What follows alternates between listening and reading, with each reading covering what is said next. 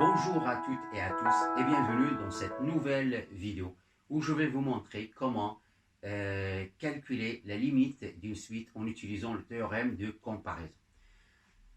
Allons-y. Donc là, je propose un exercice, soit UN, la suite définie sur n par UN est égal à moins racine de n moins cosinus de 2n. Et on vous pose la première question, montrer que pour tout n appartenant à n, UN est inférieur ou égal à moins racine de n plus 1. Et la deuxième question, on vous demande de en déduire la limite de la suite UN. En fait, pourquoi on ne vous a pas posé directement la question trouver la limite de la suite? Tout simplement parce qu'on ne peut pas trouver la limite de cette suite en utilisant les propriétés des opérations sur les limites. En effet, la limite de la fonction ou de l'expression cosinus de 2n n'existe pas. Donc, je vais vous expliquer tout ça en répondant à la première question. Donc, un est égal à moins racine de n moins cosinus de 2n. Donc, chaque fois que vous avez une expression qui contient le cosinus ou le sinus, pensez à ce que vous avez appris en première dans le chapitre de cercle trigonométrique.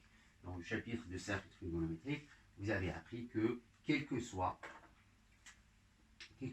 x appartenant à R, donc x ça représente un angle, vous avez toujours le cosinus est compris entre moins 1 et 1. Et le sinus, pareil, sinus de x est compris entre moins 1 et 1.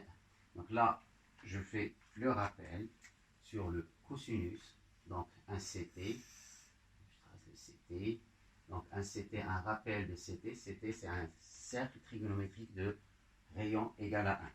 Donc, et sur le cercle trigonométrique, on prend un point qui est défini par un angle x, donc le x que vous avez ici, et le cosinus de cet angle est n'est autre que la projection de ce point sur l'axe des abscisses. Donc cosinus x.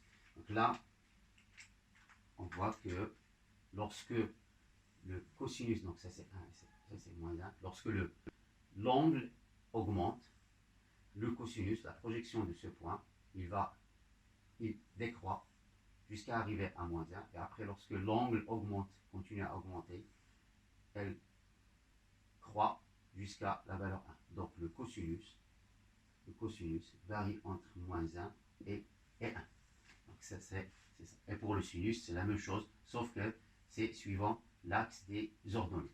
Donc on va appliquer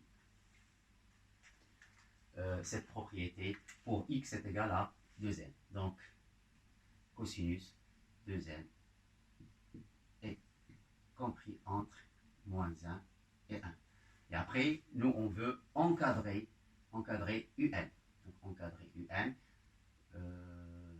Donc là, j'ai moins. Donc, je vais multiplier par moins 1 les trois membres de l'inégalité. Donc, là, ça donne moins cosinus de 2n. Et 1 multiplié par moins 1, ça fait moins 1. Et ici, ça fait 1. Donc, mais on a multiplié par un nombre négatif, l'ordre change.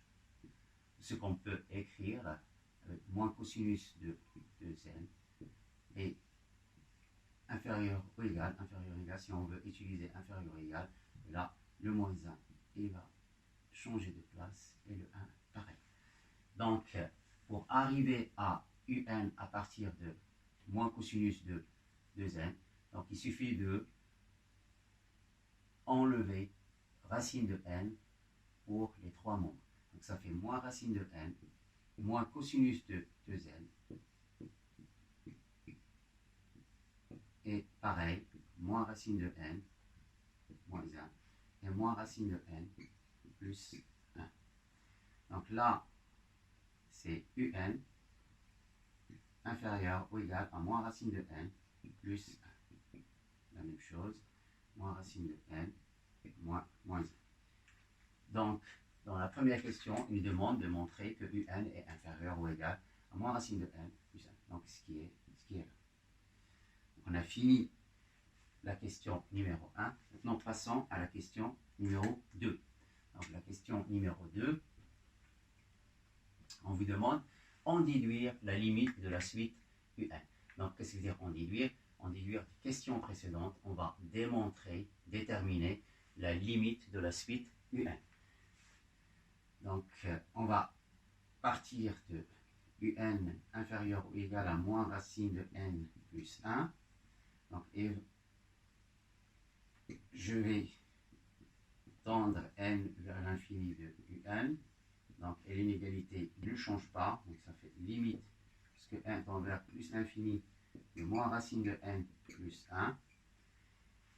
Or, la limite, lorsque n tend vers plus l'infini de moins racine de n plus 1, elle est égale.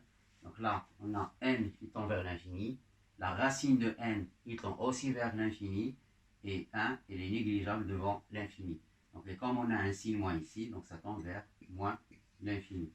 Donc, si on a cette limite, il tend vers moins l'infini. Donc, cette limite étant moins l'infini. Et on a la limite, lorsque 1 tend vers plus l'infini de n, il est inférieur à moins l'infini. Donc, s'il est inférieur à moins l'infini, donc limite, d'après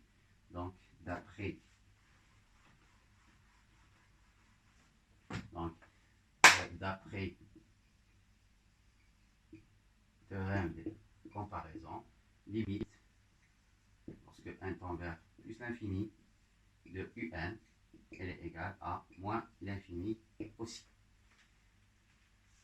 Ok? Donc là, j'ai fini la correction de cet exercice qui n'est autre qu'une application directe du théorème de comparaison pour trouver la limite d'une suite. J'espère que vous avez bien compris maintenant comment utiliser le théorème de comparaison. Merci et à la prochaine vidéo.